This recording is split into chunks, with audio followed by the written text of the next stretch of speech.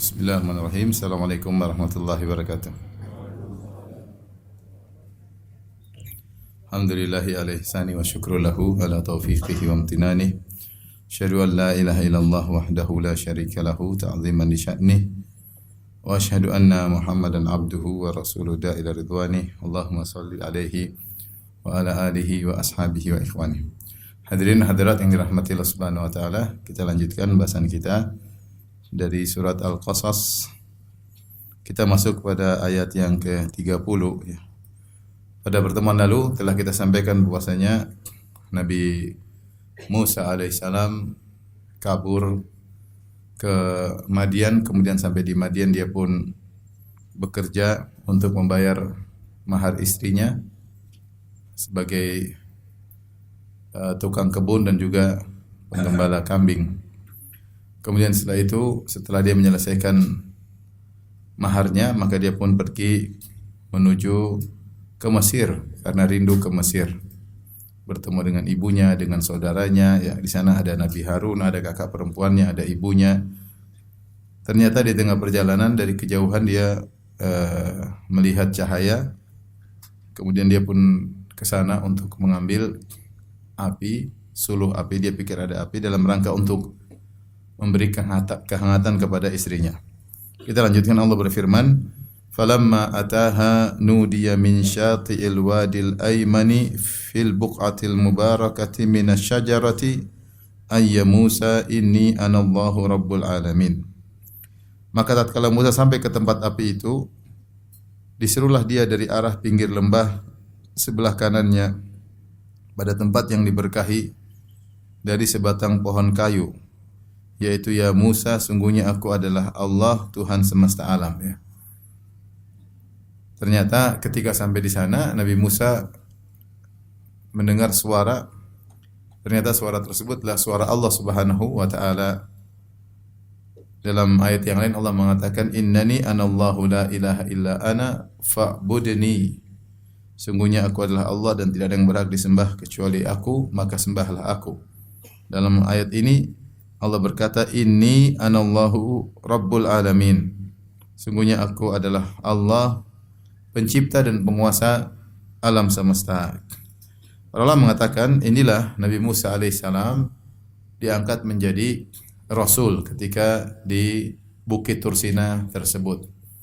Dan ini ada kemiripan dengan Nabi Muhammad sallallahu alaihi wasallam, di mana Nabi tidak pernah menduga bahwasanya dia diangkat akan menjadi seorang Rasul. Dia pergi ke Gua Hira, tiba-tiba datang malaikat Jibril, kemudian menyuruh Nabi sallallahu alaihi wasallam untuk membaca surat Al-Alaq, "Iqra bismi rabbikal ladzi khalaq," dan seterusnya. Dan Nabi Musa alaihissalam pun tidak pernah menduga bahwasanya dia akan diangkat menjadi seorang Rasul dan akan diajak berbicara langsung oleh Allah Subhanahu wa taala. Makanya dalam ayat yang lain Allah berfirman, "Wa kallamallahu Musa taklima." Dan Allah berbicara dengan Musa dengan sebenar-benar pembicaraan. Dan di sini digunakan di mana Allah berkata langsung, dan Allah mengatakan nudia, diserukan, nudia, diserukan. Dan kita tahu nida, seruan itu pasti suara ya. Tidaklah disebut seruan kecuali pakai apa? Pakai suara. Dan ini dalil bahwasanya Allah Subhanahu wa taala berbicara dengan suara, dengan bahasa yang Allah kehendaki, dan inilah pendapat akidah Ahlus Sunnah wal Jamaah. Ini telah dijelaskan oleh Al-Imam Ahmad dalam riwayat yang dinukil oleh Ibnu Hajar dalam Fathul Bari, dan juga disebutkan oleh Abdullah bin Ahmad dalam kitabnya Sunnah, bahwasanya dia bertanya kepada Imam Ahmad, apakah Allah berbicara dengan suara? Maka Imam Ahmad berkata, iya. Dan yang mengingkari adalah Jahmiyah. Menurut Jahmiyah, bahwasanya Allah tidak mungkin berbicara dengan suara. Karena kalau berbicara dengan suara, berarti mirip dengan manusia. Ini adalah syubhat yang ngawur, hanya menggunakan akal, sehingga mengatakan kalau Allah berbicara, manusia juga berbicara, berarti Allah sama dengan makhluk. Ini tentu tidak benar. Karena suara Allah tidak sama dengan suara makhluk. Sebagaimana wujud Allah tidak sama dengan wujud makhluk, zat Allah tidak sama dengan zat makhluk, pendengaran Allah tidak sama dengan pendengaran makhluk, penglihatan Allah tidak sama dengan penglihatan makhluk, wajah Allah tidak sama dengan wajah makhluk, kekuatan Allah tidak sama dengan kekuatan makhluk. Ya. Maka jangan hanya sekedar sama-sama bersuara kemudian mengatakan sama dengan makhluk lantas Allah dikatakan tidak bersuara. Dan ini adalah penyimpangan yang besar yang dimiliki oleh orang Jahmiyah, kemudian diwarisi oleh Mu'tazilah dan diwarisi oleh Asy'ariyah dan Maturidiyah. Mereka mengatakan Allah berbicara tanpa suara. Akibatnya mereka punya akidah namanya al-kalamu nafsi, bahasa jiwa. Bahwasanya Allah itu berbicara tanpa suara, tapi Allah berbicara dengan bahasa jiwa. Bahasa jiwa itu bahasa seperti, mohon maaf, seperti orang bisu yang tidak bisa berbicara tapi ada makna-makna dalam dirinya. Makna-makna dalam dirinya yang tidak dia ungkapkan dengan lisannya karena dia tidak bisa berbicara. Nah, kata mereka Allah pun demikian. Allah tidak pernah berbicara, tetapi yang dimaksud Musa memahami, Muhammad memahami, dan nabi-nabi hanya memahami, tidak pernah mendengar Allah berbicara. Nah, akhirnya mereka mengatakan Al-Qur'an yang kita baca ini bukan firman Allah.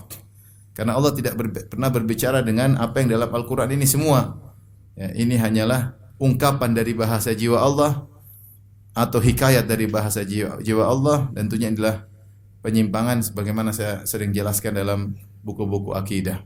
Akibatnya orang-orang liberal mengatakan Al-Quran bukan bahasa Allah tanpa suara, tanpa huruf, bahasa Allah bahasa jiwa, adapun Al-Quran adalah karangan Muhammad, kata orang-orang liberal yang ada di tanah air. Yang sebagaimana saya jelaskan dalam disertasi saya, mereka mengatakan Al-Quran ini hanyalah karangan Muhammad, adapun bahasa jiwa Allah tanpa suara, tanpa huruf.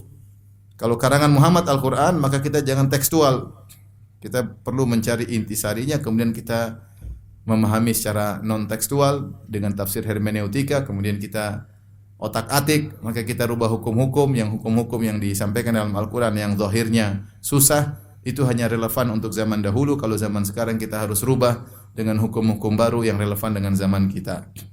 Akibatnya apa? Akibatnya homoseksual halal, akibatnya wanita tidak harus berjilbab, akibatnya semua agama masuk surga, akibatnya bukan cuma laki-laki yang boleh mencerai, perempuan juga boleh cerai suaminya. Ini sangat berbahaya. Kalau perempuan boleh cerai suaminya, dia cerai suaminya sehari 3 kali. Kemudian akibatnya bukan cuma perempuan yang punya masa iddah, perempuan juga, laki-laki juga harus kalau dicerai sama istrinya harus punya masa iddah. Ini ngawur plus ngawur derajat, ngawur kuadrat ya. Ini semua berangkat dari bahwasanya Allah Subhanahu wa taala tidak bisa berbicara. Tentu ini kesempurnaan, justru sebaliknya Allah Maha berbicara dengan bahasa yang dia sukai, berbicara dengan topik yang dia sukai, berbicara dengan siapa saja yang dia sukai. Tolong dimatikan. Dengan berbicara yang bahasa yang dia sukai, itulah kesempurnaan Allah Subhanahu wa taala. Adapun suara Allah tidak sama dengan suara makhluk. Oleh karena Imam Al-Bukhari dalam kitabnya Khalqu Af'alil Ibad menyebutkan tentang perbedaan suara Allah dengan suara makhluk dalam satu hadis, "Innallaha idza arada bil wahyi idza takallama bil wahyi."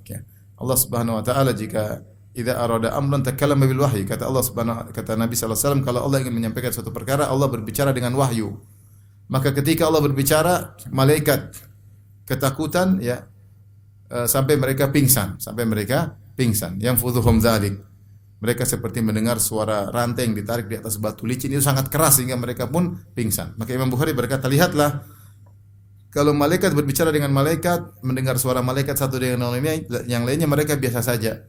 Demikian juga kalau mendengar suara manusia, apalagi tidak mengapa. Tapi ketika malaikat mendengar suara Allah, maka mereka bisa pingsan. Ini dalil bahwasanya suara Allah tidak sama dengan suara makhluknya. Kemudian juga dalam hadis yang tentang hari kiamat, Imam Bukhari juga menyebutkan hadis tentang hari kiamat. Maka Allah berbicara pada hari kiamat, bisautin yasma'u man ba'ud kama yasma'u man qarub. Allah berbicara pada hari kiamat dengan suara yang jauh maupun dekat, dengarnya sama saja. Berbeda dengan suara manusia semakin jauh semakin kecil, semakin tidak terdengar. Allah Subhanahu wa taala berbicara suara dekat jauh, dengarnya sama saja. Dan terlalu banyak dalil Allah berbicara dengan Adam, wahai Adam, Allah Nabi Musa, wahai Nuh. Banyak sekali dalil. Nanti hari kiamat Allah menyidang hamba dengan berbicara dengan hamba tersebut. Kata mereka Allah tidak bisa berbicara. Ini semua hanyalah logika yang mereka pakai untuk mengotak-atik ayat-ayat Allah Subhanahu wa taala. Dan ini sudah dibahas oleh para ulama. Kita terima zahir Al-Qur'an, semua sifat-sifat Allah kita terima, kita imani, namun kita bilang sifat Allah tidak seperti sifat apa? Manusia. Makanya kita pakai maha. Allah kuat atau tidak? Kuat. Kita bilang Allah maha kuat agar kita tahu kekuatan Allah tidak sama dengan kekuatan kita. Allah indah, manusia juga indah, makhluk juga indah, tapi kita bilang Allah maha indah. Ilmu, manusia juga punya, saya juga punya ilmu, tapi Allah maha berilmu. Sama, dan Allah punya zat, kita punya zat, tapi zat Allah maha suci, maha mulia. Di antaranya Allah berbicara, ya. Tapi Allah maha berbicara. Makanya dikatakan nudia, diserukan kepadanya. Dan nida, seruan itu pasti suara. Itu pasti apa? Suara.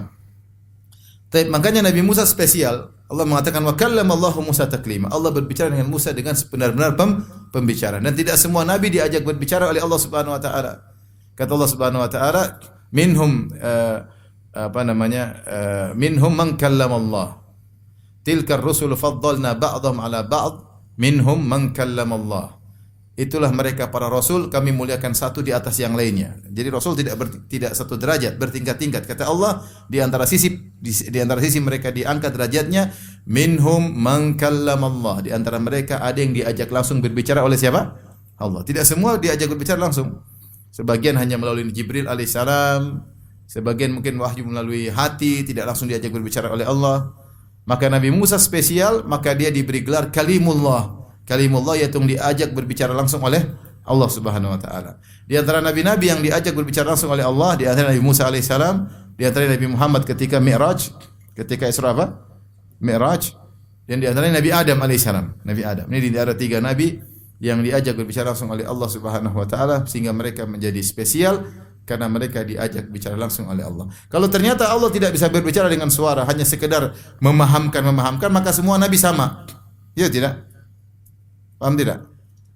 Paham atau tidak? Kalau Allah tidak berbicara langsung, maka tidak perlu ada pembedaan satu nabi dengan yang lainnya. Nabi Musa spesial karena diajak berbicara langsung oleh Allah. Kalimullah, diberi gelar Kalimullah, itu diajak berbicara langsung oleh Allah. Demikian Nabi Muhammad SAW ketika Mi'raj, Nabi langsung ketemu Allah tanpa Jibril. Langsung Allah berbicara dengan Nabi SAW. Apa yang Allah berbicara kepada Nabi Musa? Allah mengatakan, Inni anallahu rabbul alamin. Sungguhnya aku adalah Allah, yaitu yang tidak berhak disembah kecuali aku. Rabbul alamin, penguasa alam semesta. Kemudian Allah berkata kepada Nabi Musa secara singkat, ya tentu kisah pertemuan Nabi Musa dengan Allah datang dalam banyak surat. Dalam surat Toha di antaranya dalam surat Al-Qasas. Kata Allah, an alqi asaka, lemparkanlah tongkatmu. Dalam surat Toha Allah ajak bicara, wa matil ka biyaminika ya Musa. Apa yang ada di tangan kananmu wahai Musa? Ya Musa lagi pegang tongkat. Saya tadi malam dengar ada yang bilang ada yang menemukan tongkat Nabi Musa. Tingginya 15 meter, kata 30 meter enggak tahu. 15 meter buat apa Nabi Musa bawa tongkat, ngurus kambing pakai tongkat 15 meter buat apa? Banyak zaman sekarang orang gedabrus banyak ya. An alqi asak. Jadi Allah bertanya, apa di tangan kananmu wahai Musa? Musa menjelaskan, qala hiya asaya atawakka 'alaiha wa ahushu biha 'ala ghanami wa li fiha ma'arib ukhra. Ini tongkatku, aku bertelekan kalau berjalan dengannya. Bertelekan kan membantu untuk jalan. Kalau 15 meter malah susah. Wa ahushu biha 'ala ghanami. Dan aku carikan untuk menggembala kambingku, untuk carikan makanan buat mereka. Wa li fiha ma'arib ukhra. Dan aku punya keperluan yang lain dengan tongkat tersebut. Jadi Allah ingin meyakinkan itu tongkatmu benar-benar tongkatmu, tongkat yang selama Nabi Musa bikin, Nabi Musa bawa, tongkat biasa, bukan tongkat aneh, karena yang bikin tongkat tersebut siapa? Nabi Musa. Dan Nabi sudah gunakan bertahun-tahun tongkat tersebut. Dia benar-benar tongkat asli, bukan tongkat ajaib. Yang dipegang oleh Nabi Musa, tongkat benar-benar tongkat asli yang dia bikin sendiri, yang dia gunakan, dan bukan tongkat ajaib yang dia gunakan untuk berbagai macam keperluan, untuk gembala kambing, untuk bertelekan, untuk keperluan yang banyak.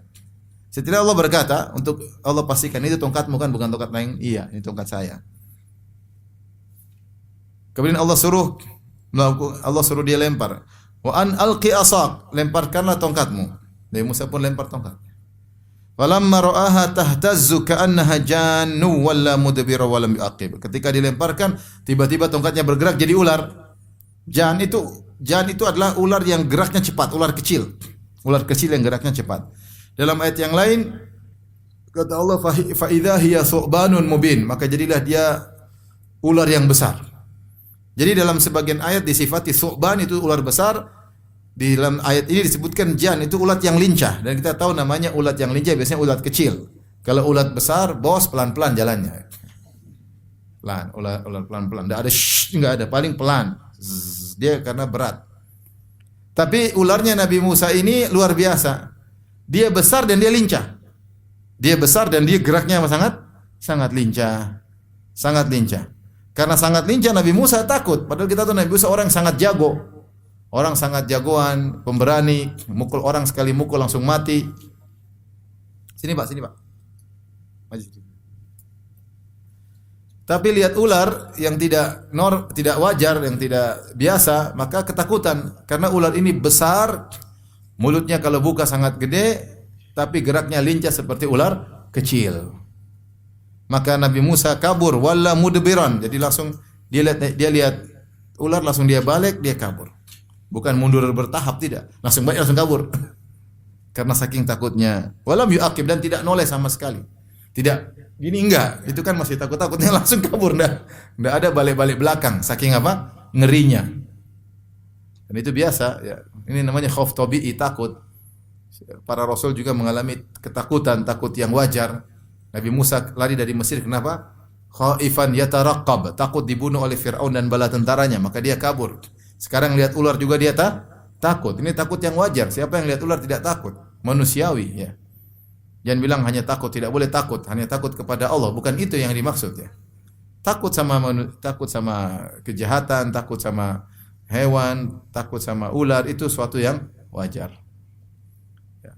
Yang dimaksud takut yang tidak boleh itu takut kalau tidak pergi ke kuburan nanti kualat, nanti kena ini, takut tidak sehingga tidak dapat rezeki. Ini takut tidak boleh seperti ini. Yang begini hanya boleh takut kepada Allah Subhanahu wa taala. Disebut dengan al-khaufu sir. Khaufu sir itu takut kualat kalau bahasa kita.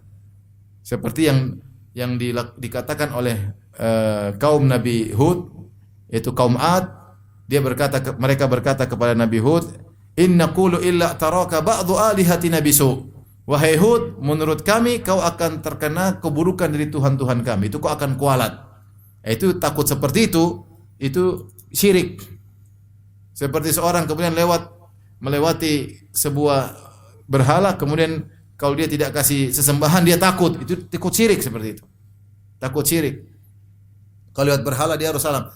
Ya Om, lewat Om. Nah, ini syirik. Atau lewat berhala bel dulu. Tet. Itu apa? Syirik. Kenapa? Kalau tidak bel dia takut. Dia takut kualat. Kita kan sudah diajarin, tinggal a'udzu bikalimatillahi tammati min syarri ma khalaq. Bismillahirrahmanirrahim la yadhurru ma'a ismihi syai'un fil ardi wala fis samai was samiul alim. Banyak doa yang bisa kita baca. Bisa baca ayat kursi. Ini takut. Dulu orang-orang Arab jahiliyah dari Yaman, kalau mereka singgah di suatu tempat, maka pemimpin kabilah berkata, a'udzu bisayyidi hadzal wadi min sufaha'i qaumihi. Dia berkata, aku berlindung kepada bosnya jin dari gangguan anak buahnya. Dan akhirnya dia tidak diganggu, benar. Karena dia berlindung kepada bos jin. Jin jadi besar kepala karena jin tersebut suruh anak buahnya, jangan ganggu dia. Jangan ganggu ini karena mereka telah berlindung kepadaku. Ini syirik. Allah berfirman, wa annahu kana rijalun minal insi ya'udzuuna birijalin minal jinni fazaduhum rahaqa. Sungguh ada sekelompok lelaki minta perlindungan kepada sekelompok jin, maka semakin tambah kekufuran mereka. Maka ini namanya takut seperti ini, namanya khauf sir, takut yang takut kualat, takut celaka, takut tidak dapat rezeki. Ini yang namanya syirik. Ini namanya syirik. Saya pernah naik mobil sama orang badan tegar, kekar. Kemudian pas lewat satu lembah dia bel-bel terus, tet. Orang lagi malam-malam tidur, tet. Dia takut kalau nggak ngebel, takut celaka. Ini tidak boleh seperti ini. Tidak boleh seperti ini. Makanya saya cerita, saya ada kawan Orang sunnah jenggot panjang itu bawa taksi terus penumpangnya musyrik. Ketika lewat berhala, kata penumpangnya tolong bel itu berhala. Kata teman kita yang salafi, enggak lah, bel saya musyrik enggak mau bel. Kata temannya harus bel, jadi sering ribut. Yang musyrik harus bel supaya tidak kualat, yang salafi ngebel kualat. ngebel, enggak mau ribut, enggak mau. Akhirnya dia enggak mau ngebel teman saya. Akhirnya si musyrik tadi buka jendela, kemudian dia pipit katanya. Takut kualat. Nah, ini namanya khauf sir. Ini yang tidak boleh seperti ini. Tidak boleh. Adapun takut ular, takut singa, takut macan itu perkara yang wajar. Takut dibunuh orang, takut orang jahat, tidak suatu sebab depan mata. Depan mata, maka ini takut yang tidak mengapa. Karena saya pernah hadir suatu ceramah, dia bilang tidak boleh takut sama macan, harus takut sama kepada Allah. Tidak boleh takut sama singa. Waduh. Ini yang bertauhid cuma Tarsan kalau begini. Jadi yang dimaksud tidak boleh takut maksudnya takut seperti tadi. Ya, takut kualat, ini syirik. Atau takut yang akhirnya mengalahkan perintah Allah, seperti takut jihad, maka ini mungkin tidak syirik tapi haram. Tapi apa? Haram. Tidak boleh. Tapi yang syirik itu al-khaufu sirri, takut kualat, seperti yang disampaikan oleh kaum Ad kepada Nabi Hud. Karena Nabi Hud tidak mau menyembah berhala-berhala mereka, maka mereka ancam, hati-hati Hud, kalau kau tidak syirik, maka kau akan terkena kemudaratan dari Tuhan-Tuhan kami. Makanya kalau ada orang datang ke zaman sekarang, kalau tidak ke kuburan nanti kota kita celaka, syirik. Seperti yang disampaikan oleh sebagian kiai mereka, ini kota kita yang jaga adalah wali fulan, kuburan wali fulan. Yang jaga Allah, bukan kuburan itu. Kuburan itu nggak bisa apa-apa. Dia aja nggak bisa jaga dirinya sendiri. Nggak bisa jaga dirinya sendiri, gimana mau jaga suatu kota? Dia aja nggak bisa jaga dirinya. Qul la amliku li nafsi naf'an wala dharran. Aku tidak bisa menguasai diriku kemanfaatan mudaratan. Nabi suruh ucapkan demikian. Nabi saya tidak bisa menguasai kemudaratan maupun manfaat untuk dirinya. Makanya Rasulullah SAW terluka ketika perang Uhud. Ini gimana? Mayat mau jaga kota. Sampai ketika musim corona kemarin sampai ada yang bawa foto kiainya. Kalau mau selamat pasang ini, enggak usah pakai obat-obat, sudah pasang ini foto kiai di rumah, insya Allah selamat dari corona. Wong kiainya aja waktu sakit berobat mati akhirnya. Nah iya, kiainya saja berobat, terkenal ceritanya dia sakit, badannya berubah warna, berobat mati. Terus dia sudah mati, sekarang sudah bilang menghalangi corona, syirik. Ini masih tersebar di daerah kita, di kampung-kampung kita. Luar biasa orang sufi ekstrim ini, ngajarin syirik pada umatnya. Ngajarin untuk bertawakal bukan kepada Allah tapi pada kiainya, yang kiainya saja tidak bisa berbuat apa-apa. Bikin cerita-cerita macam-macam supaya orang bukan bersandar kepada Allah, bersandar kepada kuburan. Ngajarin syirik. Maka saya berharap ulama-ulama di tanah air memperingatkan hal tersebut. Ini sudah di luar kewajaran ya. Bukan masalah khilafiyah lagi, ini masalah syirik tauhid. Jadi kalau takut sama ular ya wajar. Nabi Musa ya takut sama ular. Ularnya gede, sudah geraknya cepat. Kita jangankan teriak ular, ternyata bukan ular. Ular aja takut, apalagi apa? Ular, wajar lah. Ngeri. Kita dibuat secara jibilli, secara fitrah takut sama hewan-hewan yang mengerikan ya. Maka Nabi Musa pun wala mudbirun walam yuaqib, maka dia pun kabur, tidak balik, tidak noleh sama sekali, kabur. Jadi lihat ular langsung balik, tidak tengok sama sekali. Maka Allah panggil, "Ya Musa." Siapa yang panggil? Allah. Musa dengar enggak? Dengar. Bukan cuma suara, Musa dengar. Musa dengar. "Ya Musa aqbil wala takhaf." Wahai Musa, balik, jangan takut. Innaka minal aminin, kau termasuk orang-orang yang aman. Tenang, bukan cuma engkau saja, sudah ada orang-orang yang saya amankan sebelumnya. Sekarang kau sudah aman. Jadi beda kalau Allah mengatakan kau telah aman, tapi ini berarti Nabi Musa sendiri. Tapi kalau Allah mengatakan kau termasuk orang-orang yang sudah aku amankan. Lebih nyaman mana? Lebih ini, bahwasanya sebelum engkau juga sudah ada orang-orang yang aku sudah bikin apa? Aman. Innaka minal aminin. Kau termasuk orang-orang yang telah aku beri keamanan kepada mereka. Balik. Maka Nabi Musa pun balik. Ya.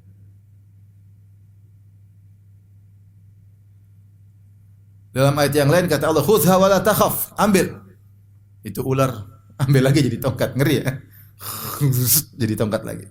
Kata Allah, "Sanu'idu hasiratahal ula." Saya akan ulangi lagi nanti seperti itu. Ini di antara cara agar Musa berani nanti berhadapan dengan Fir'aun. Karena kalau Nabi Musa tidak dilatih dulu, tidak di briefing dulu, bahaya. Lempar tongkat, keluar ular, dia kabur sendiri. Nanti Fir'aun ketawa, "Ah, Musa." Makanya latihan dulu biar dia tidak apa? Tidak takut. Semuanya perlu persiapan. Semuanya perlu apa? Persiapan. Kemudian Allah tunjukkan mukjizat yang kedua. Usluk yadaka fi jaybika takhruju baydha'a min ghairi su'in. Masukkanlah tanganmu ke dalam jaib. Jaib itu ini. Kalau baju dulu kan ada lubangnya sini. Ini namanya jaib. Lubang untuk masuk kepala kalau pakai apa? Pakai baju. Jadi maksudnya masukkan tanganmu ke dalam badanmu begini. Ya. Usluk yadaka fi jaybika. Kalau kau masukkan tanganmu dalam Kantung kepala. Apa namanya ini? Kerahmu. Terus kau keluarkan, maka akan bercahaya seperti cahaya rembulan, qit'atul minal qamar. Kata sebagian salaf seperti cahaya rembulan, bercahaya. Min ghairi su'in, namun bukan karena sakit. Bukan karena kena penyakit baros atau kena penyakit panu, bukan. Tapi putihnya putih lain, putih bercahaya. Maka ini di antara dalil bahwasanya kulit Nabi Musa bukan kulit berwarna putih, ya. Bukan kulit berwarna putih, tapi coklat, warna coklat, ya. Kulit Nabi Musa bukan berwarna putih, sehingga di antara mukjizat Nabi Musa, kalau dia keluar tangannya jadi putih bercahaya. Tapi bukan karena penyakit baros. Subhanallah, ribuan tahun yang lalu sebelum Thomas Alva Edison menemukan bolam lampu, Nabi Musa sudah mengeluarkan tangannya seperti ada lampu yang keluar dari tangannya, mukjizat. Kemudian kata Allah, "Wadmum ilaika janahak minar rahbi." Dan gabungkanlah kepadamu janah, maksudnya tanganmu, karena kalau kau rasa takut, kumpulkan tanganmu, ya.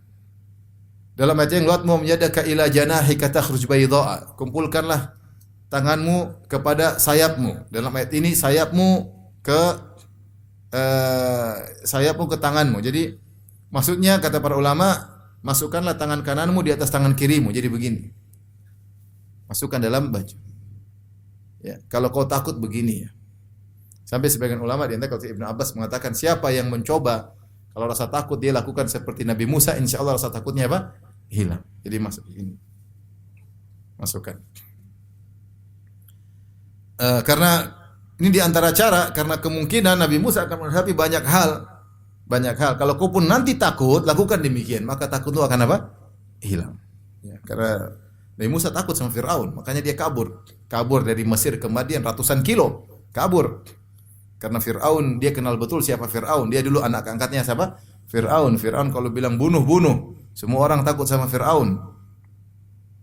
Kata Allah, "Fadzanika burhanani min rabbik ila fir'aun wa mala'ihi." Itulah dua mukjizat dari Rabbmu yang aku utus kepadamu untuk bawa ke Fir'aun dan para pembesar-pembesarnya. Innahum kanu qauman fasiqin. Sungguhnya Fir'aun dan bala tentaranya adalah kaum-kaum yang fasik, orang-orang yang fasik, yang suka melakukan kemaksiatan, keluar dari perintah Allah Subhanahu wa taala, cenderung untuk melanggar dan membangkang. Berarti Nabi Musa diutus untuk berdakwah, ya enggak? Nabi Musa diutus berdakwah. Inilah Nabi Musa diangkat menjadi seorang rasul. Dia tidak pernah rencana untuk jadi seorang rasul, dia tidak pernah berpikir akan menjadi seorang apa? Rasul. Tapi Allah angkat dia. Sebagai Nabi Muhammad sallallahu alaihi wasallam, ya. Ketika dipanggil pergi ke Hira, tahu-tahu jadi diangkat jadi rasul dengan turunnya malaikat Jibril alaihissalam. Dan sebagaimana Nabi Muhammad ada rasa takut. Rasulullah ketika turun dari Gua Hira dia ketakutan. Dia mengatakan, "Laqad khasyitu ala nafsi." Sungguh saya khawatir suatu menimpa diriku. Nabi Musa juga takut ketika lihat diutus ke Firaun, dia takut. Dia takut karena Firaun hebat, ya. Jadi ketakutan yang wajar. Maka dia berkata, "Qala rabbi inni qataltu minhum nafsan fa akhafu ay yaqtulun. Maka dia minta uzur. Dia mengatakan, ya Rabbi, sungguhnya aku pernah membunuh salah seorang dari mereka. 10 tahun lalu atau 20 tahun lalu saya pernah bunuh seorang, makanya saya kabur dari Mesir ke Madian. Fa akhafu ay yaqtulun, dan aku khawatir mereka membunuhku. Karena saya buronan sejak 10 tahun.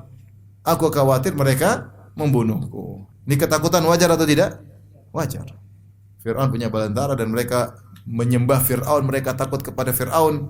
Fir'aun tinggal suruh, maka Musa dibunuh. Tapi Nabi Musa menyampaikan uzur ini bukan dalam rangka untuk tidak mau diutus, tapi dia ingin minta pertolongan dari Allah Subhanahu wa taala. Mungkin kalau orang baca ayat ini, Nabi Musa berkata, Rabbi inni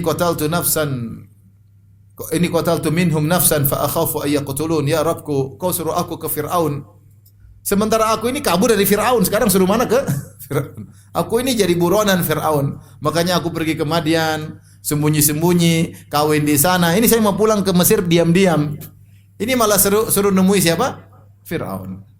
Ibaratnya menemui kepala polisi sementara dia buronan. Repot. Makanya dia bilang, ya Allah, saya punya kesalahan dan mereka sedang ingin membunuh saya. Kalau saya ke sana saya akan dibunuh. Mungkin dipahami oleh orang baca ayat ini bahwasanya Musa tidak mau diutus ke Firaun. Enggak, dia bukan begitu maksudnya. Tapi dia menyampaikan hal ini agar Allah membantunya karena dia ketakutan, tapi dia tetap akan berangkat.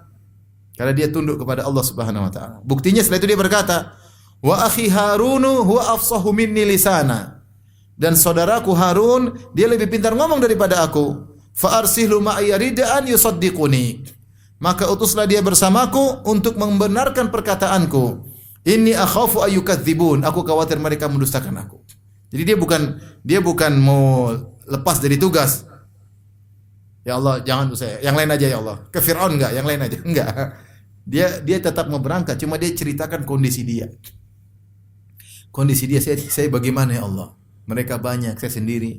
Terus yang kedua, saya susah ngomong. Saya bukan orang yang pandai ngomong. Makanya saudara saya Harun, dia lebih pintar ngomong. Utuslah dia bersamaku. Jadi Nabi Musa tetap semangat kemana? Firaun. Cuma minta pertolongan. Maka dia sebutkan kekurangannya, ketidakmampuannya, dan memiliki permohonan agar saudaranya Harun diangkat menjadi Rasul bersamanya. Maka Allah kabulkan. Kenapa Nabi Musa ini susah ngomong? Ada yang mengatakan dia susah ngomong karena dalam riwayat, tapi riwayatnya lemah. Suatu hari Firaun kan sayang sama Musa. Sampai Musa diangkat menjadi anak angkatnya ketika masih kecil. Ketika lagi gendong-gendong Musa, tahu-tahu Musa tarik jenggot Firaun. Masih kecil. Firaun bilang sama Asia, "Ini kecil aja kurang ajar tarik-tarik jenggot saya. Saya bunuh aja." Kata Asia, "Jangan dulu. Coba kau tes, kasih dia korma atau bara api. Mana yang dia suka?" Ternyata dikasih korma bara api, Musa pilih bara api, akhirnya lidahnya apa? Salah, ada penyakit, tidak bisa ngomong. Tapi ini riwayat lemah. Secara sanad apa? Lemah. Dan Musa zahirnya bisa bicara, cuma bukan ahli berbicara. Dia bukan ahli berbicara. Maka dia berkata, Harun lebih pandai ngomong, biar dia temani saya. Dia di juru bicaraku. Wa akhi Harunu huwa afsahu minni lisana. Dia lebih pandai berbicara daripada aku. Fa arsilhu ma'iya rid'an yusaddiquni. Inni akhafu ayyukadzibun. Utuslah dia sini Pak.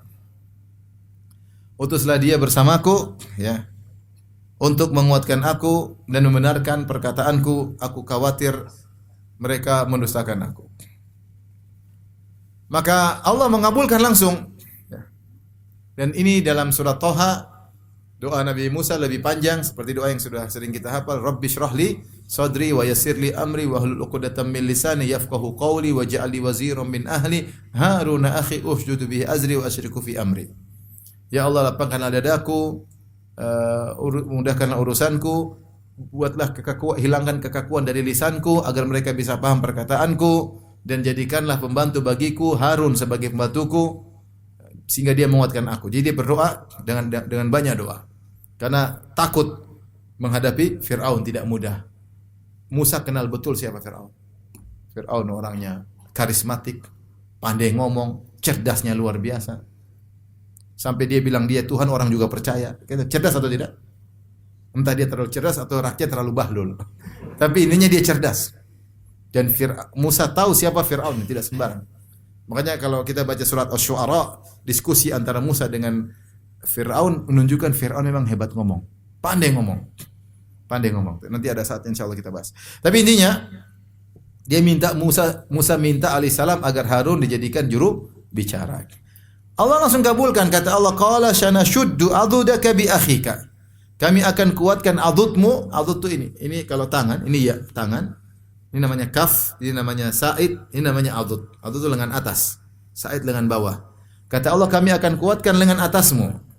Kalau orang lengan atasnya kekar, kan tangannya kuat enggak? Kuat enggak? Kalau ininya kekar, tangannya kuat enggak? Kuat.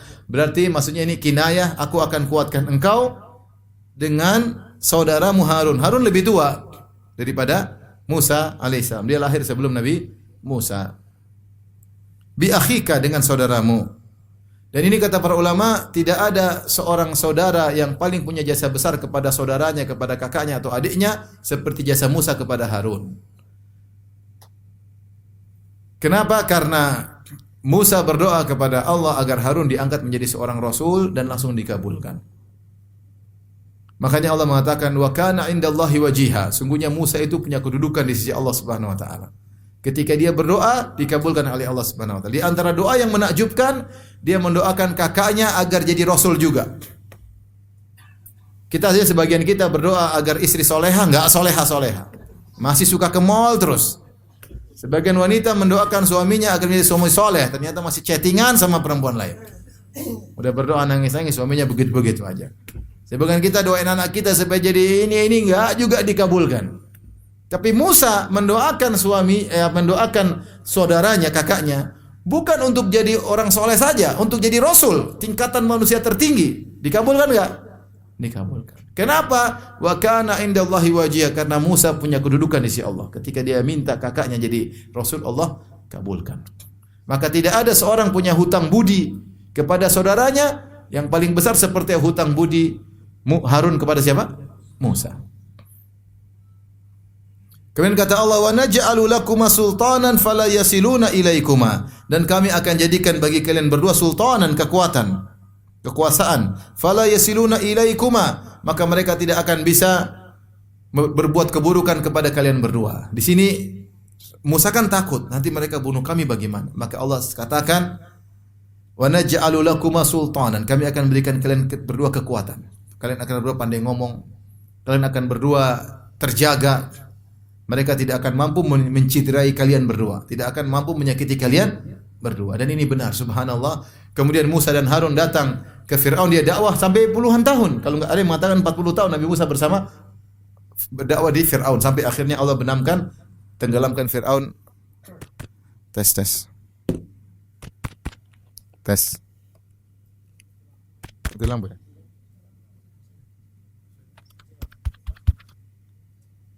Iya. Tes. Tahu tes. Udah enggak kan udah.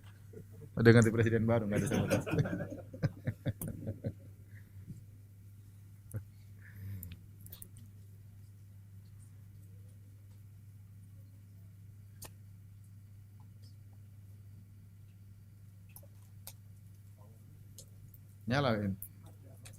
Nyala.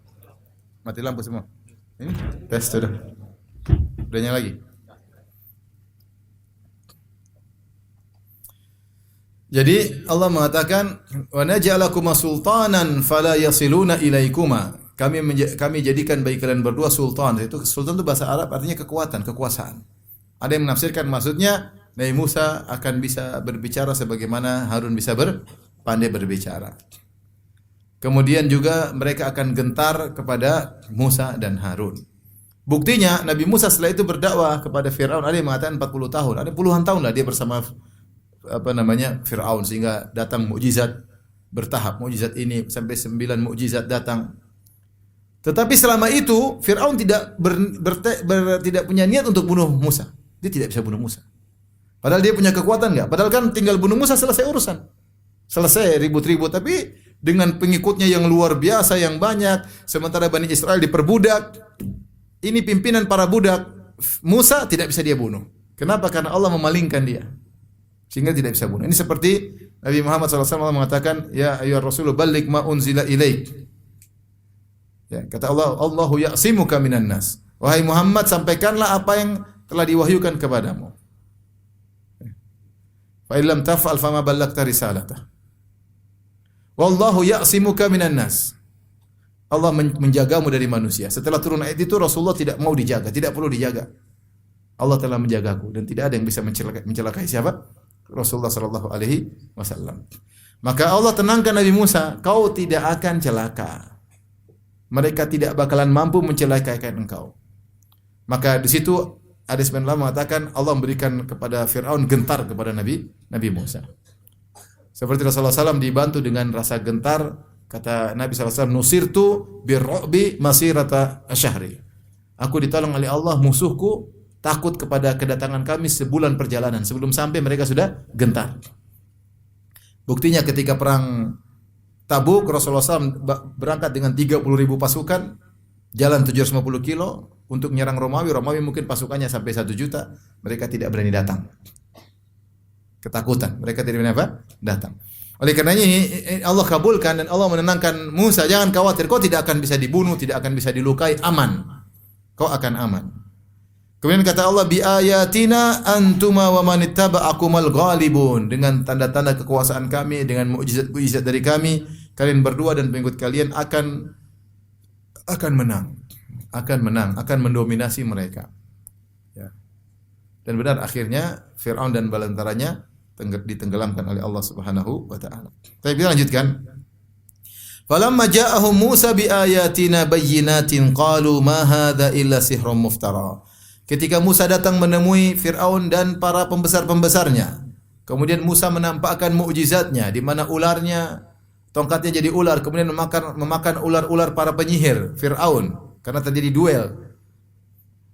Kemudian apa kata mereka? Qalu ma hadza illa sihrun muftara. Ini yang dibawa oleh Musa hanyalah sihir yang dibuat-buat. Hanya sihir sebagaimana sihir-sihir yang lain. Sihir karangan, sihir yang lainnya. Dalam ayat yang lain Firaun mengatakan innahu lakabirukum alladhi 'allamakumus sihr. Sungguhnya Musa ini adalah guru kalian yang telah mengajarkan kalian sihir. Karena penyihir Firaun kan beriman. Karena mereka tahu yang dibawa oleh Musa ini bukan sihir, buktinya tongkat jadi ular beneran, sementara tongkat mereka ular-ularan. Ularnya Nabi Musa ular beneran, maka mereka tahu ini bukan sihir, maka mereka sujud. Ketika mereka sujud, maka Firaun langsung pandai ngomong. Dia mengatakan, dia bilang sama rakyatnya, Musa ini ternyata guru mereka. Jadi mereka ini sudah main drama aja sebenarnya. Subhanallah. Rakyatnya percaya, bahlul, ya, percaya. Akhirnya dibunuhlah pada penyihir tersebut. Maka mereka berkata, ma hadza illa sihrun muftar. Ini sihir aja sama, ini bukan mukjizat. Mereka sihir, kau bosnya sihir, bosnya penyihir. Wa ma sami'na bi hadza fi aba'inal awwalin. Dan kami tidak pernah mendengar hal ini dari nenek moyang kami sebelumnya. Ini kebohongan. Ya, yang pernah mendatang dengan dakwah Nabi sebelum Nabi Musa, Nabi Yusuf alaihissalam. Nabi Yusuf di mana? Di Mesir. Makanya dalam surat Ghafir, salah seorang dari keluarga Fir'aun yang masuk Islam mengingatkan mereka, wa laqad ja'akum Yusufu min qablu bil bayyinati famaziltum fi syakkin mimma ja'akum bih. Sungguh sebelum Musa telah datang Yusuf. Masih ingat enggak? Sebelum Musa telah datang siapa? Yusuf, dan dia membawa seperti apa yang dibawa oleh Musa. Tapi mereka mendustakan, kalian sekarang juga mendustakan. Jadi perkataan Firaun ini omong kosong. Dia cuma bilang, kami tidak pernah datang sebelum kami, nenek moyang kami seperti ini. Bohong. Sebelumnya sudah ada Nabi Yusuf yang juga bertempat di Mesir, meskipun dalam kerajaan Heksos, tapi sudah pernah datang ke Mesir. Maka dia mengatakan, ma sami'na bi hadza fi aba'inal awwalin. Kami belum pernah mendengar seruan seperti ini, dakwah seperti ini kepada nenek moyang kami sebelumnya. Tidak ada. Ini kebohongan. Allah berkata, wa qala Musa rabbi a'lamu man ja'a bil huda. Berkata Musa membantah perkataan Firaun, Allah Rabbku lebih tahu siapa yang mendatangkan kebenaran, siapa yang membawa kebenaran. Min indihi, yang bawa kebenaran dari Allah. Ya, Musa mengatakan, Allah tahu saya ini utusannya, meskipun kau tidak akui. Wa man takunu lahu aqibatud dar, dan siapa yang akan mendapatkan kesudahan baik, kesudahan baik di akhirat kelak atau di dunia ini, siapa yang akhirnya mendapatkan kesudahan yang baik. Akibah maksudnya kesudahan, Allah lebih tahu. Innahu la yuflihudz zalimun, sungguhnya orang-orang zalim tidak akan pernah beruntung, tidak akan pernah mendapatkan kemenangan. Jadi meskipun Fir'aun ngeyel, Musa mengatakan, terserah kau ngeyel, Allah lebih tahu siapa yang membawa kebenaran, saya atau kamu? Tentu saya. Dan Allah lebih tahu siapa yang kesudahannya pasti indah, kau atau saya? Tentu saya, kata Nabi Musa. Dan ingat, orang yang zalim tidak akan pernah beruntung. Sekarang kelihatannya hebat, kaya, berkuasa, ujungnya pasti akan binasa. Ujungnya binasa. Kalau tidak binasa di dunia, binasa di mana? Di akhirat. Akhirnya Firaun berkata, lihat, akhirnya kalau kita lihat tadi, Musa berdoa kepada Allah agar Harun jadi juru bicara, iya enggak? Tapi ternyata yang berbicara Musa atau Harun? Musa. Ya. Harun cuma temani doang. Dari semua ayat yang datang dalam berbagai surat, ya, surat Toha, surat Al-A'raf, surat Syu'ara, yang berbicara Musa. Musa yang berbicara kepada Fir'aun, Musa yang menasihati kaumnya, Musa yang berbicara, bukan Harun. Berarti Allah telah mengabulkan permintaannya, bahwasanya kekakuan dari lidahnya jadi hilang. Ya. Tadinya Musa tidak pede, sekarang pede. Kadang-kadang orang seperti tidak begitu maju, ternyata dia yang paling pede. Kenapa? Karena Allah telah mengabulkan doanya Nabi Musa alaihissalam. Maka Fir'aun menekankan kepada rakyatnya. Dia berkata, wa qala Fir'aun ya ayyuhal mala'u, wahai pembesar-pembesarku, ma alimtu lakum min ilahin ghairi. Aku tidak tahu ada Tuhan selainku. Aku Tuhan kalian. Tidak ada Allah itu enggak ada. Kemudian dia berkata, fa auqid li ya Hamanu 'ala tini. Wahai Haman, yaitu menteri koordinatornya, kepala menteri. Ya Haman, bakarlah tanah liat untukku. Faj'al li sarhan, dan buatlah bangunan bagiku yang tinggi. La'alli attali'u ila ilahi Musa, siapa tahu aku bisa lihat Tuhannya Musa. Wa inni la'adhunnuhu minal kadhibin, menurutku dia termasuk para pendusta. Jadi Fir'aun ini dia mengatakan ma'alimtu, saya tidak tahu ada Tuhan selainku. Adapun Musa ngaku punya Tuhan, itu pasti bohong. Ayo Haman, kita cek ke atas. Kita cek, bikin bangunan tinggi, cek di langit, ada enggak Tuhannya Musa? Tapi diambil dalil oleh Ibnu Al-Qayyim rahimahullah. Kenapa Fir'aun mau ngecek Tuhan Musa di langit? Kenapa? Siapa yang mengabarkan Tuhannya Musa di langit? Nabi Musa tentunya. Makanya Nabi Musa ketika mengabarkan Tuhannya di langit, maka Fir'aun mau membatalkan. Dia mengatakan, saya cek dulu. Saya cek dulu. Makanya dia bilang, aku ingin lihat ke langit agar aku tahu lihat Tuhan Nabi Musa ada atau tidak, dan saya tahu dia pendusta. Maka kata Ibnu Qayyim rahimahullah, yang mengatakan bahwasanya Allah di atas langit, maka dia mengikuti akidahnya Nabi Musa. Dan siapa yang menolak atau mendustakan Allah di langit, ya, mengatakan Allah tidak di atas langit, maka dia mengikuti Fir'aun. Fir'aun bikin bangunan tinggi untuk apa? Untuk beriman kepada Allah, atau untuk menolak Allah di atas langit? Untuk menolak. Maka dia mengatakan, saya mau cek. Dalam ayat yang lain dia berkata, ya Hamud ibni li sarhal la'alli ablughul asbab. Asbab as-samawati fa'attali'a ilahi Musa. Bangunlah tempat yang tinggi agar aku sampai ke pintu-pintu langit, sehingga aku bisa melihat Tuhannya Musa. Wa inni la'adhunnuhu kadziba. Menurutku dia pendusta. Taib. Haman ini disebut dalam Al-Quran beberapa kali, kalau nggak salah 6 kali. Haman. Kisah Haman. Haman ini siapa? Haman ini pemimpin para menteri. Tangan kanannya siapa? Fir'aun. Ya. Fir'aun mengambil keputusan, tapi eksekutornya siapa? Haman. Ayat ini ada 2 mukjizat Al-Quran. Yang pertama, tidak disebutkan dalam perjanjian lama, dalam Taurat, Haman di zaman Nabi Musa. Tidak ada.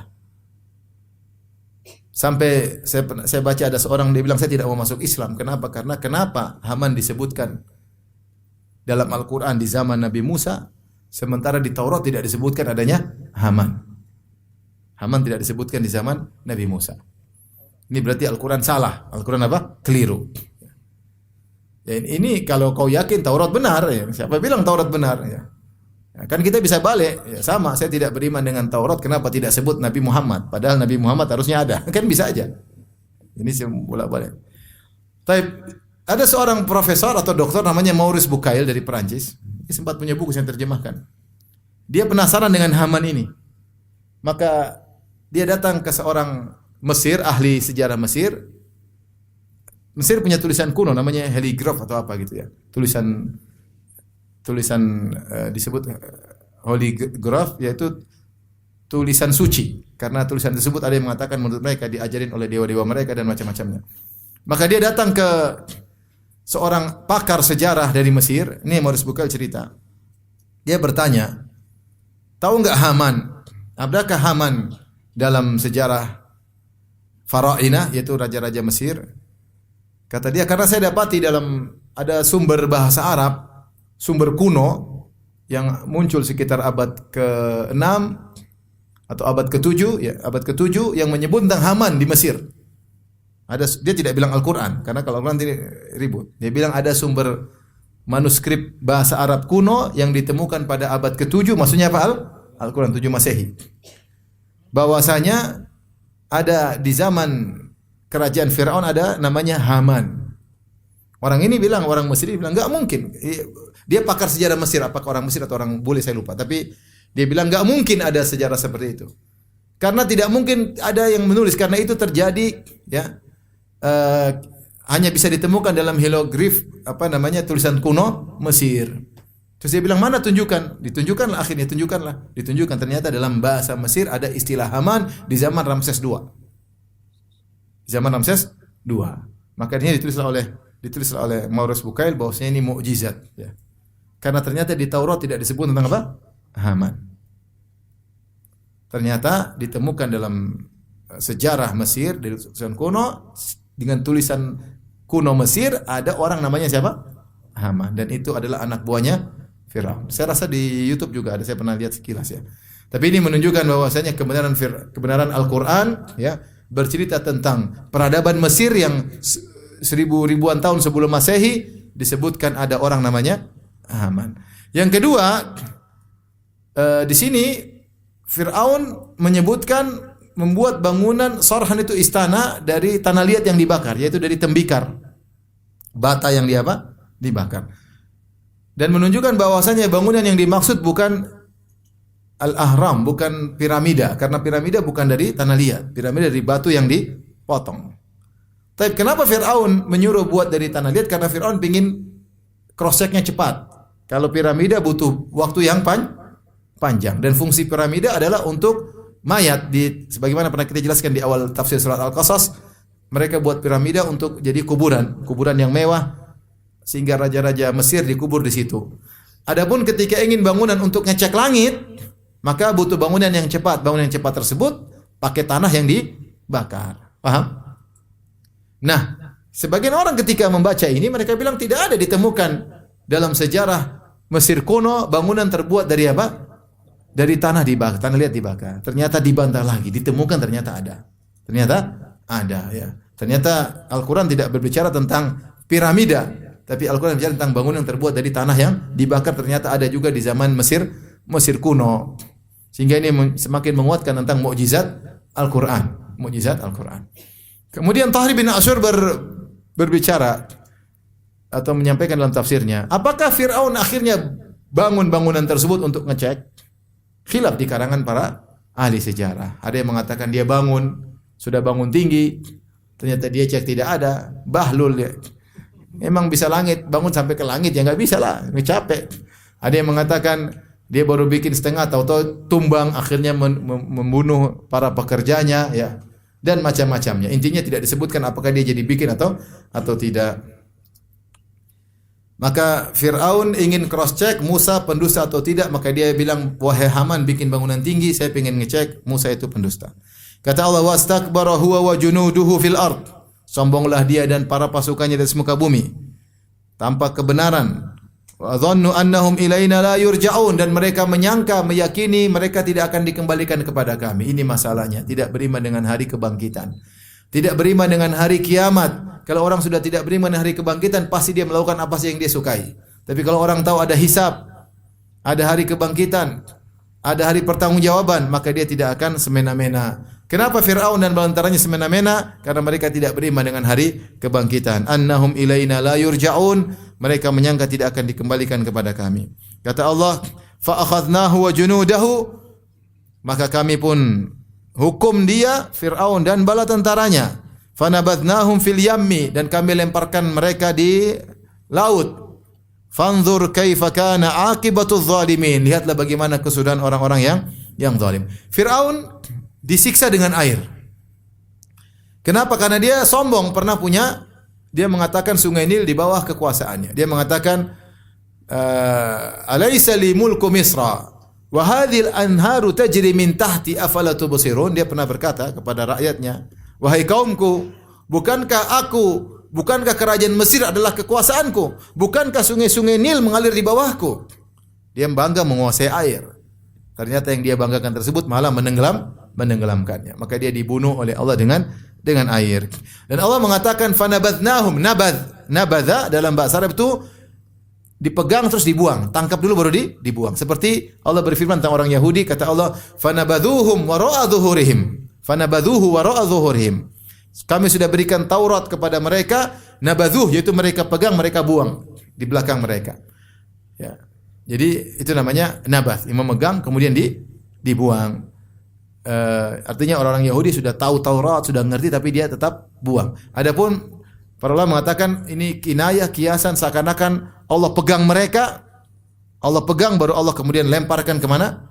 Ke lautan. Ya, ke lautan. Itu mereka dikuasai baru kemudian dilemparkan oleh Allah Subhanahu wa taala di lautan dengan penuh kehinaan. Fanzur kaifa kana aqibatuz zalimin, maka sungguh lihatlah bagaimana kesudahan buruk bagi orang-orang yang zalim. Seperti Allah berfirman, wa ja'alnahum a'immatan yad'una ilan nar, kami jadikan mereka, itu Firaun dan bala tentaranya, imam-imam yang menyeru kepada neraka jahanam. Wa yaumal qiyamati la yunsarun, dan pada hari kiamat mereka tidak akan ditolong. Dan demikianlah orang semakin jauh dari kebenaran semakin menjadi semakin top. Tapi dia semakin jauh dari kebenaran maka dia semakin top jadi pemimpin kesesatan. Sejauh mana dia meninggalkan al-haq semakin top jadi pemimpin apa? Kesesatan. Orang-orang yang semakin menjauh dari Al-Quran dan Sunnah semakin menjadi pemimpin dalam apa? Kesesatan. Semakin tenggelam dalam bid'ah semakin menjadi pemimpin dalam kesesatan. Semakin jauh dari tauhid semakin menjadi pemimpin dalam kesyirikan. Ketika Fir'aun dan bala tentaranya tidak beriman kepada apa yang dibawa oleh Musa, maka mereka menjadi pemimpin dalam kesesatan, menyuruh kepada neraka jahanam. Tentunya hukuman berbeda antara pemimpin dengan pengikut. Wa yaumal qiyamati la yunsarun, pada hari kiamat mereka tidak akan ditolong. Makanya Allah berfirman tentang Fir'aun, yaqudumu qaumahu yaumal qiyamati fa'awradahumun nar. Kata Allah, Fir'aun pada hari kiamat kelak jalan di depan. Suruh anak buahnya ikut, ayo ikut. Kemana? Ke neraka. Dia yang paling depan. Kalau sebut dalam surat Hud. Ya. Yaqudumu qaumahu, dia jalan di depan kaumnya, fa'awradahumun nar. Kemudian digiring kepada neraka. Jadi pemimpin paling depan, siksaan paling berat. Wa yaumal qiyamati la yunsarun, dan hari kiamat mereka tidak bisa ditolong. Tidak ada yang bisa menolong mereka. Siapa yang bisa menolong mereka? Kemudian kata Allah Subhanahu wa taala, wa atba'nahum fi hadhihi dunya la'nah, dan kami ikutkan kepada mereka di dunia laknat. Ada yang mengatakan laknat maksudnya mereka ditenggelamkan oleh Allah Subhanahu wa taala, dibentuk laknat Allah kepada mereka. Ada yang mengatakan semua orang mencaci mereka. Kalau ada orang marah, dasar Fir'aun. Dasar Fir'aun. Ya. Sampai Rasulullah dalam riwayat menggelari Abu Jahal dengan Fir'aun hadhil ummah. Fir'aunnya umat ini siapa? Abu Jahal. Tidak disebut Fir'aun kecuali memang menunjukkan keburukan. Saya waktu ke Mesir ada yang kurang ajar. Ada yang bilang, iya biasa, turunan Fir'aun. ada yang kurang ajar, apa sih tempelnya kepada Fir'aun? Memang turunan Fir'aun. Jadi akhirnya semua orang melaknat siapa? Fir'aun. Sampai hari kiamat semua orang benci kepada Fir'aun. Wa yaumal qiyamati hum minal maqbuhin, dan pada hari kiamat mereka termasuk orang-orang yang tercela, yang buruk, yang dijauhkan dari rahmat Allah Subhanahu wa taala. Demikianlah kesudahan kesombongan Firaun, keangkuhannya ya, ditenggelamkan di laut ya. Kemudian terus mengalami siksaan, di alam barzah disiksa, dan hari kiamat disiksa dengan yang lebih berat. Makanya dalam surat Ghafir Allah berfirman, "An-naru yu'raduna 'alaiha ghuduwan wa 'ashiyya wa yauma taqumu sa'atu adkhilu ala fir'auna asyaddal adzab." Sekarang ini Firaun setelah mereka meninggal, setiap pagi dan petang mereka dipaparkan kepada api, Firaun dan bala tentaranya. Wa yauma taqumu sa', itu disiksa kubur. Dan pada hari kiamat kelak masukkanlah Firaun dan bala tentaranya kepada adab yang lebih pedih. Jadi mereka ketika binasa bukan mereka istirahat, azab berkesinambungan. Makanya Allah berfirman tentang kaum Nabi Lut, kata Allah, "Wa laqad sabbahahum bukratan adzabun mustaqir." Kata Allah tentang kaum Nabi Lut. "Wa laqad sabbahahum bukratan adzabun mustaqir." Sungguh mereka ditimpa di pagi hari, jadi mereka disiksa pagi hari. Ketika mereka diangkat oleh malaikat Jibril, kemudian dibanting, dibalikan, dipendamkan dalam tanah, kata Allah, "Wa laqad sabbahahum bukratan adzabun mustaqir." Sungguh di pagi hari mereka ditimpa dengan adab yang kontinu, kata Allah, adab yang kontinu. Jadi mereka sekarang sedang disiksa. Terus sampai hari kiamat dipindahkan kepada siksaan yang lebih berat. Baik, demikian saja apa yang saya sampaikan. Insyaallah kita lanjutkan pada kesempatan yang lain. Demikian, subhanakallah bihamdik, asyhadu an la ilaha illa anta, astaghfiruka wa atubu ilaik. Assalamualaikum warahmatullahi wabarakatuh.